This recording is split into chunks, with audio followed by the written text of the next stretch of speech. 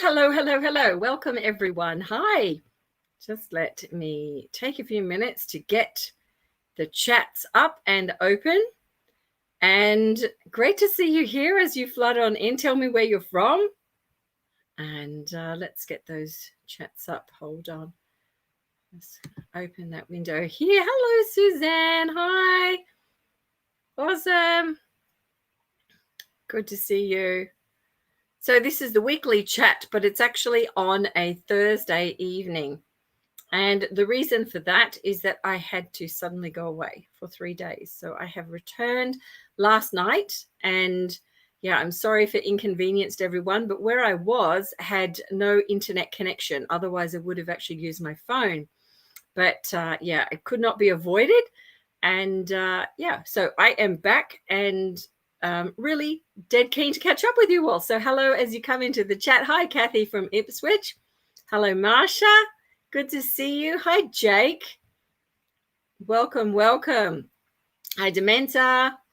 We've got a couple of admins on here, so thank you. Thank you for your help as well. And hopefully you can see me. I've sort of got a funny setup.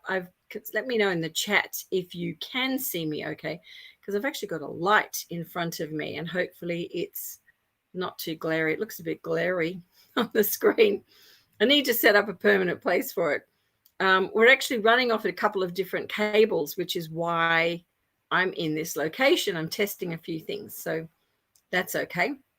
Oh, great, Suzanne. Is it too glary? Hello, Dementa. Great. Okay. All right. Hopefully it's fine because it's sort of angled a bit strangely. But tonight, firstly, I'd like to welcome you because tonight we're going to have a question and answer session, which is based on a lot of questions that are in the YouTube chat area in relation to a lot of the videos that you've been watching that I've been putting out. So I'd like to provide you with some information specifically on those. And because it's an interactive session, you can actually pop additional questions for me there into the chat, or if the answers and information I give you lead to questions, you can pop them in. So I have only about 25 minutes, so I don't have the full hour available tonight, but we can make great use of that time with lots and lots of information. Oh, awesome. Thank you, Suzanne. Wonderful. Okay, so the first thing I'd like to touch on are a few questions that we had to do with today's video that was launched this morning, which is all about a facial abscess. And you'll need to go back and look at that video later, or maybe Suzanne, if you're able, can pop the link here into the chat. But this was a guinea pig in the middle of COVID lockdown that was not able to be seen by a vet, that had recently only been adopted actually before the lockdown, so about 2.5 months before. So this was in the lockdown. And literally over several days, this enormous facial abscess appeared, which was a really fast growing swelling on the face. And it's really quite enormous. So you'll have to check the actual video to see how large that is.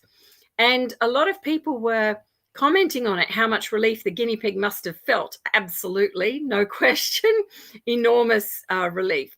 And what I would point out there is if you compare the start as opposed to the end, where she's happily clambering around, she's realizing that that huge area has gone.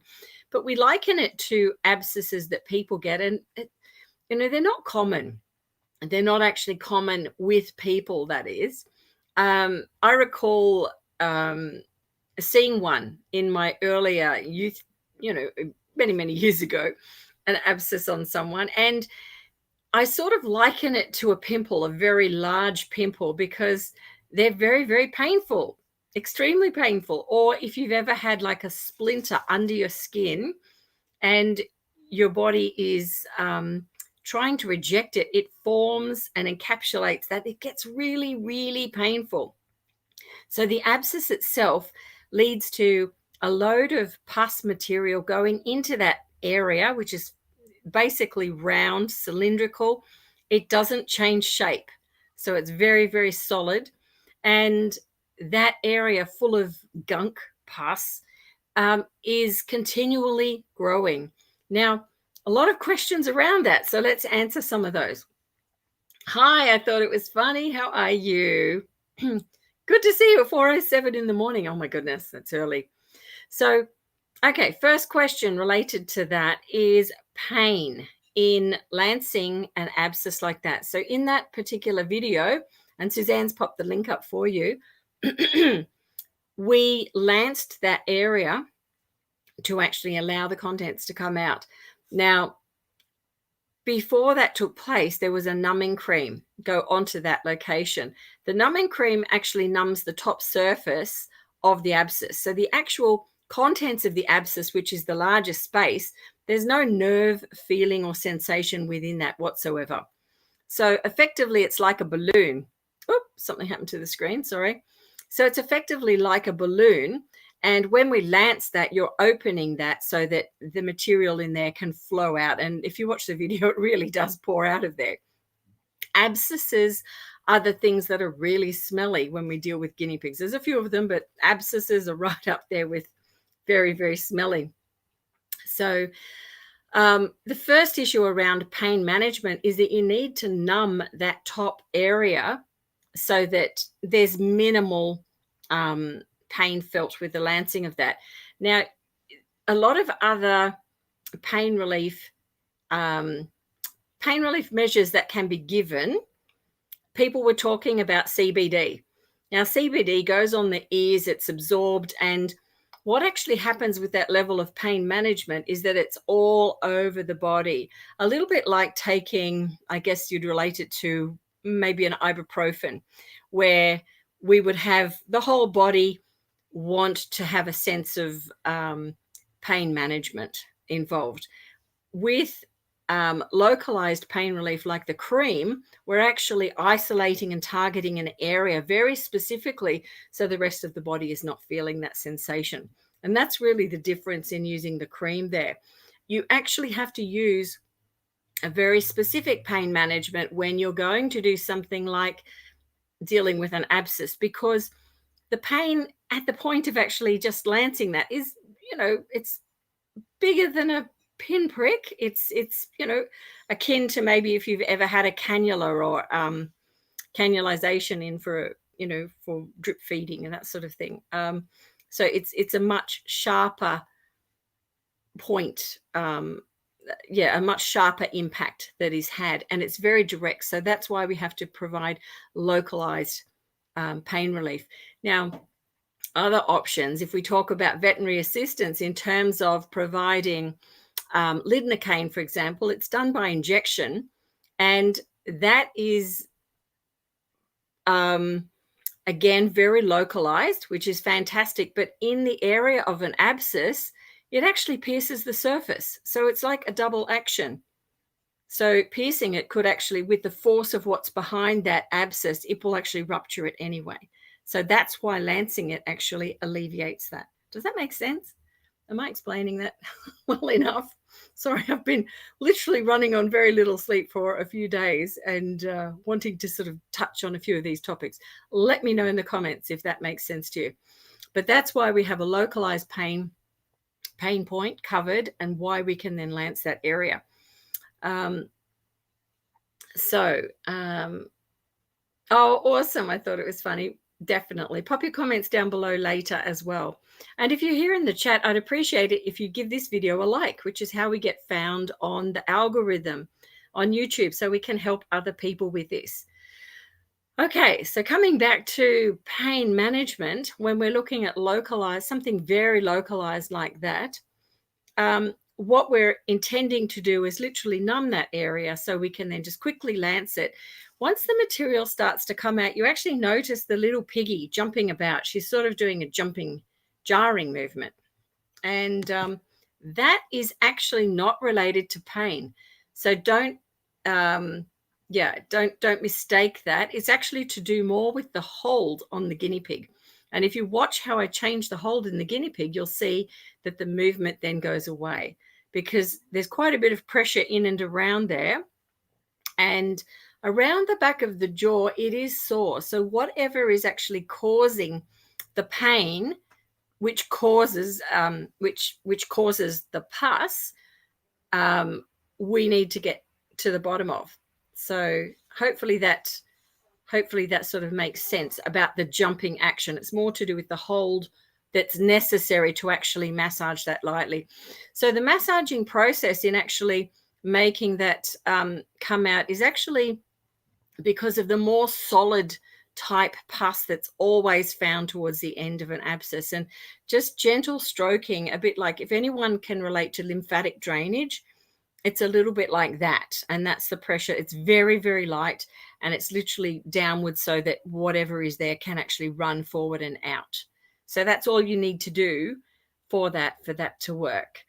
Now, what then comes after that is that we flush and drain that area. Now, there's a part 2 to this video, which you're going to see shortly. I'm not sure if it's tomorrow or the next day, but there's a part 2, because with abscesses of the face, we often find, and I mentioned that in the video, that there are 2 stages to it. So you're actually going to see the second stage very soon.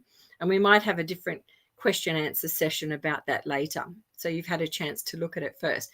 But this discussion right now will give you an opportunity to go back and actually look at that video in a way that you can actually see the process that's necessary to treat it. Now, what we haven't touched on is why the abscess is there to begin with. And it's really important that you get to the bottom of that, because abscesses of the face can have several different causes. And that can start from a guinea pig bite. It could be something, a nip or a bite on the outside that's led to infection, which has then been magnified.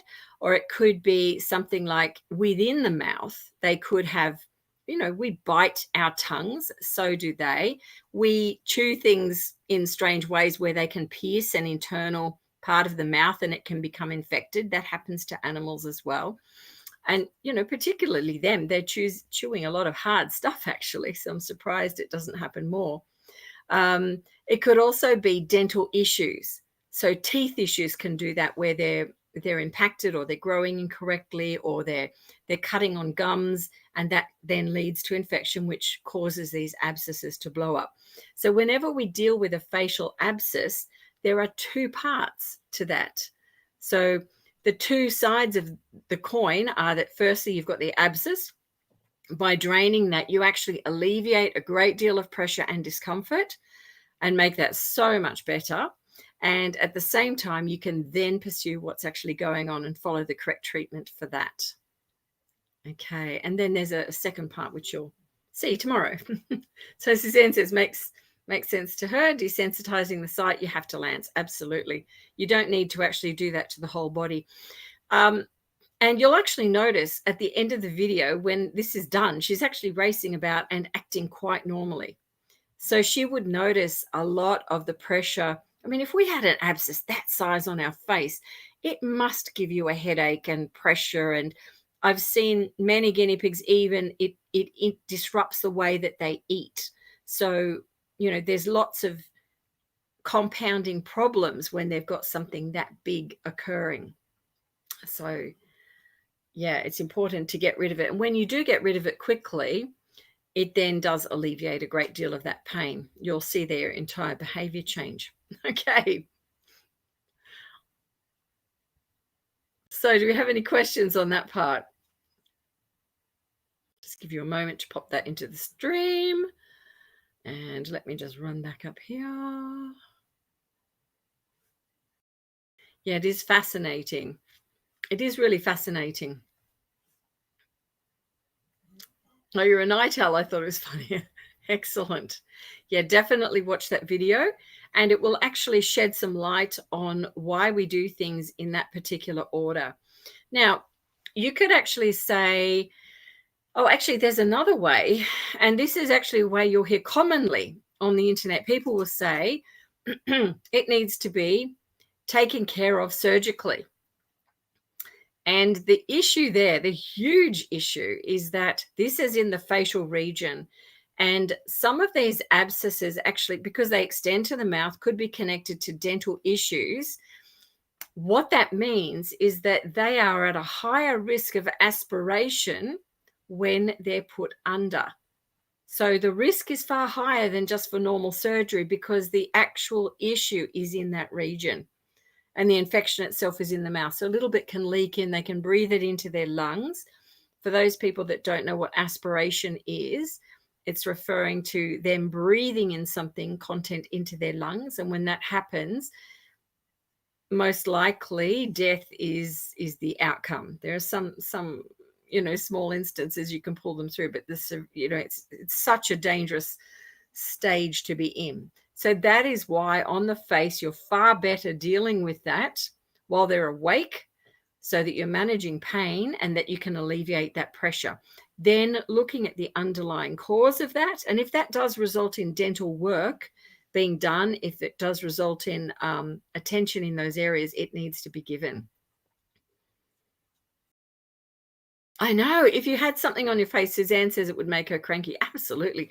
I think that, it would be horrible, really horrible. Hi, Marsha. So Marsha had a benign parotoid tumor that caused headaches. So can understand the piggy's discomfort. Yes, from the pressure. We often find piggies that come in with abscesses in that area. Actually, there's quite a few videos coming your way on this. You're going to see a lot and learn a lot. But we often see that they have a head tilt. Now, I know that you're seeing videos where it can be connected to the calcification within the ear. Yes, absolutely. That can be one potential issue. But when they have an abscess, that can also cause them to head tilt, which is understandable. That little guinea pig was carrying a mass nearly the size of her own head. So of course it hurts. Of course it's, going to be, and they can't alleviate it. Now, other questions that came from that video are, what happens if it's left? What do you do if it's just left? Someone, for some reason, can't get to a vet, can't treat it, not sure what happens. Well, it gets so painful in the buildup. It is literally like blowing up a balloon, and it is going to rupture. But the guinea pig will actually start to scratch at an area which is almost like what we would think of as the head of a pimple. And in some instances, when we look at lancing, you can actually determine the area that the piggy is working on, which is actually the thinnest component of skin at that point, because the pressure is building up to that point within the abscess. Does that make sense?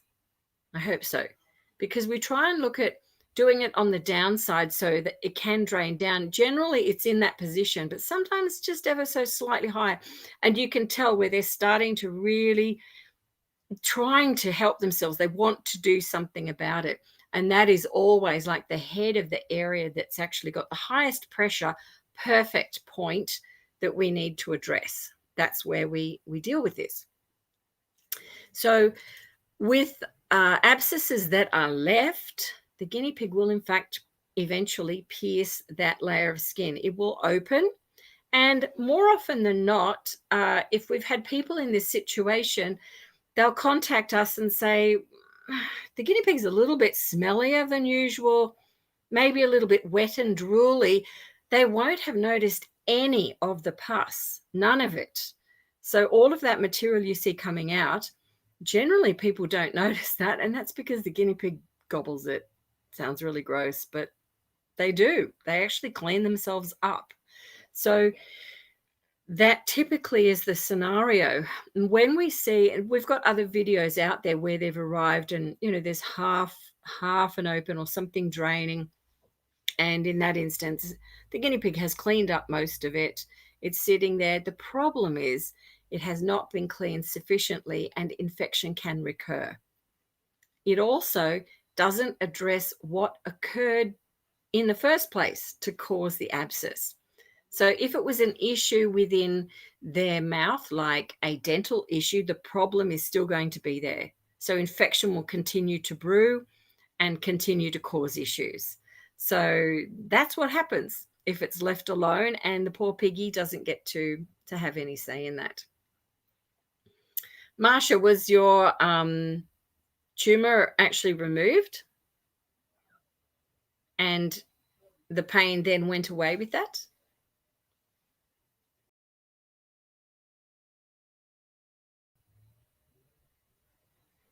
I'll give her a few moments to answer. Any more questions in the chat down there? Okay, other pain methods or pain relief that we can give locally.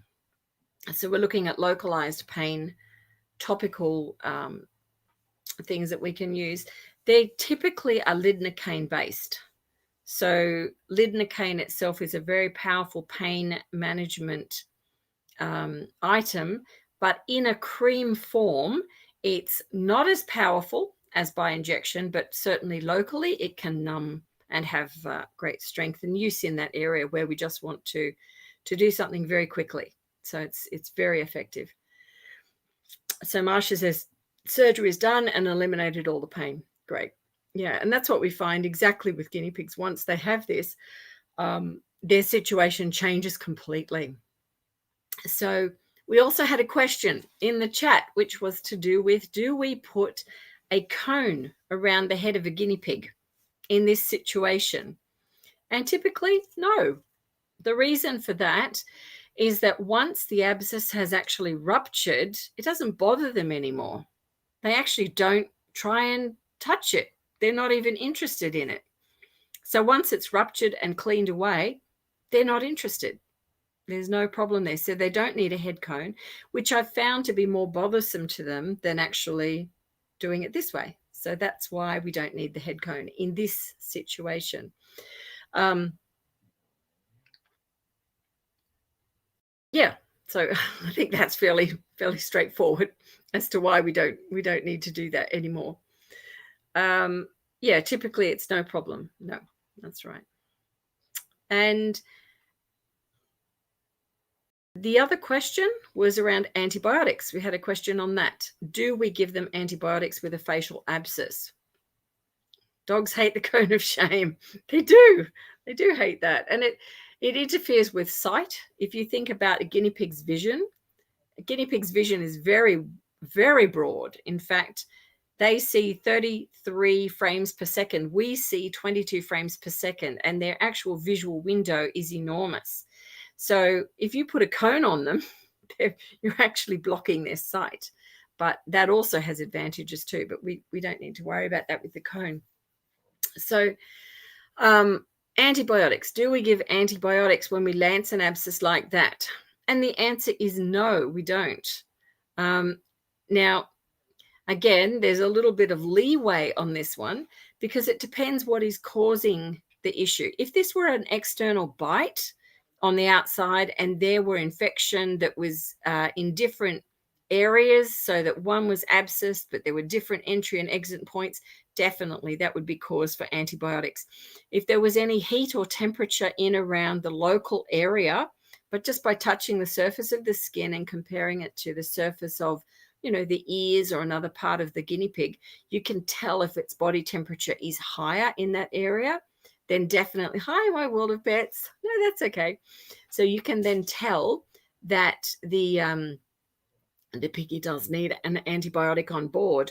But if, for example, this were an abscess in the mouth caused by, let's say, something caught down between a tooth that's caused infection, and it has then, actually I'll touch on that in a moment, but let's say it was something like that, you don't necessarily need the antibiotic on board. So with guinea pigs, we tend to find less is more. If you do an overkill with medication, it actually does more damage than good. And with facial abscesses, initially, no. Depending on the scenario, again, just going back to those other points, each scenario is a little bit different. And that sort of raises me to my own theory. So a Lynn theory, which is, it sort of relates to things I have experienced in my own life. But if I've had a little splinter, we call them here in Australia, you might call it a spell if you're in the UK, but a splinter under the skin, and it's left there, you haven't noticed it, and a day or two later something is hurting, and you look down, you'll actually find that where that little intruding object is, there's a whole lot of pus, effectively an abscess, building up around it. And if you think about the purpose of how, if you think about the process of an abscess, which is like blowing up a balloon, bigger, bigger, bigger, explode, it's actually trying to expel from the body what the problem is. So if you look at what's actually occurring here again on the face, it could be that if there's something caught in around the tooth, whatever it is, the infection that's building there, it's, while we know it to be dead skin cells and really, pus is not a nice thing, smelly, awful, horrible, the actual reason your body does it is to expel something. It's to say there's a problem here, we need to get rid of it. And literally with that pressure, remove it from the body. Does that make sense? But I truly believe that is part of our body's defense with the creation of an abscess. It's actually trying to rid something. Now, of course, we've got piggies that roam around that have an abscess explode. They clean it up, rupture it. If it can drain away and clean naturally, that's why they then heal. But in some instances, if it is a dental related issue and they actually need intervention, then it won't heal. And the problem will continue. And again, the pus will continue because it's trying to eradicate what's there. Does that make sense? Let me know your thoughts, because I'm throwing a lot of info at you here. Suzanne, would localized terramycin spray be used instead of overall antibiotics after the abscess is drained? No, because most of it is open internal tissue. So with an abscess, the actual size of and what's extraordinary, and you'll actually see this in the second video, is that when we do lance that, this is skin that's expanded to an enormous size. Literally within 2 days, 1 to 2 days, that skin is almost back in shape. Again, like a balloon that's been blown up, exploded, it then comes down. And you would think there's so much excess skin. But because of the internal size of the abscess, I don't tend to do that, Suzanne. It's not necessary. So we find that we use to rinse Debrazole, which is really effective to do that. Come here, it's my little girl. So that's really, really effective. So my world of pets, I do have a question on a different topic. Okay, we'll come back to that in just a moment. So any last topic questions on abscesses, and we'll finish that one off, because I think I've covered the realm of questions. No stretch marks. I know it's extraordinary. And do you know, with guinea pigs like that, around the face, they'll also have swelling, and you can see it very clearly in that video that was released this morning. You'll see how swollen it is around the point that's actually causing the problem. So you can identify more of a local area that you're trying to source the problem from within. And that's what you're looking for there. So, okay, so hopefully we've walked through that. Keep an eye out for part 2. It'll be in the next couple of days, and you can watch that. If you've not watched the video, head further up. Suzanne has popped the link here in the stream, so you can watch it later. Okay, so we've got a separate question. Let's move up to that one. And I hope I can do it okay. Okay, we've got this one here. A world of pets. I do have a question, different topic. Male guinea pig, and he has recurring cheilitis around his mouth, and I treat it with Nilstat, and it goes away for a while, but it keeps coming back. Okay, there's a couple of things with cheilitis that need to be, you need to check. The first is his top teeth. So you actually need to look at the top teeth. And if you're here in Sydney, you can actually come along to the health check days and I'll do that for you. But if there's any, usually there's connected, food or hair or something caught and trapped in that top area that's actually holding on to a lot of gunk. And that retains a lot of the yeast type infection that's going on there. Okay, so that's the first thing to check.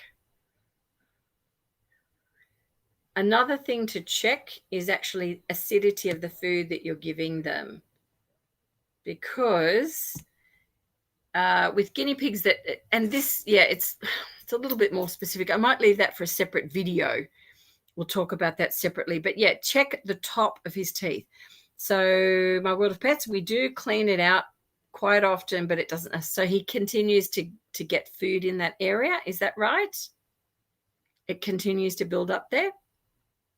And tell me, is it hair or is it food that you're finding there? Paradox says her piggy Pebbles is ticklish.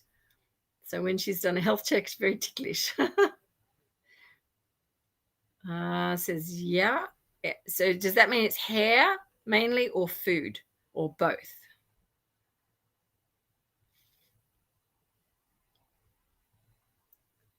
Food and hay? Food and hay. Okay. And tell me, are the front teeth completely flat and even, level, or are they slightly arched? Food and hay both. Is there hair in there? Do you find hair in the teeth? Yes. Okay. All right. What I would also be checking is actually the coat, because in some instances, lice can actually be present and it's bothering them and it causes them to itch and scratch. But that's why they get a lot of hair caught up there, because they really, really, really try and get to one location. So really check the hair follicles of the guinea pig all over.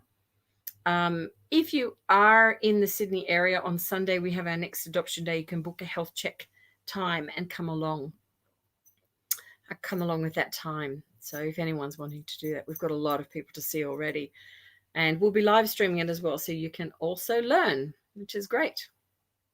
So yeah, try that out first, all of those steps. And maybe take a look on, we've got a video on on cheilitis. Actually, it might have been in one of the live streams, I think. And I was showing you how with a Q-tip to actually roll out and treat those teeth. So yeah, you might have to look at one of the live streams to pick up on that. Oh, you're on the Gold Coast. Okay. Well, we can't help that, can we? It's a great place to be. Have you got rain up there? It's been raining heaps. They said lots of rain up there north. I'm wondering how your rain situation is. Yeah, so check that out. And you can also make sure you're in the Facebook group, because in that group, you can also upload pictures and videos, and it gives us more of an idea. So you're on the right path, but yeah, you just need a bit more detail there. Oh, okay. So it's been all right. Excellent. Okay, so it's just about time that I have to race. I really hope that we've covered lots of those questions that came up in the video about the abscess. And stay tuned for, part 2 of that video. It'll be out in the next few days. If you do have further questions, or if you're coming onto this live and you are watching it after, because we're live right now, but later on you might be watching the replay, pop your questions down below, because I do come back to the questions. As you can see, we're answering the questions, and I can help you with that. So definitely pop them down below. Thank you, everyone, for being here. And again, for all those people here, I'd love it if you press like on the video, because that does help this get shared out. And I think there's been, hi, Claudine, I think there's been lots of valuable information for you here tonight, in terms of understanding a bit more of why we do and how we do what we do. So with that, I really have to go, and I will see you all again very soon. Take care, everyone. Be safe. Bye for now.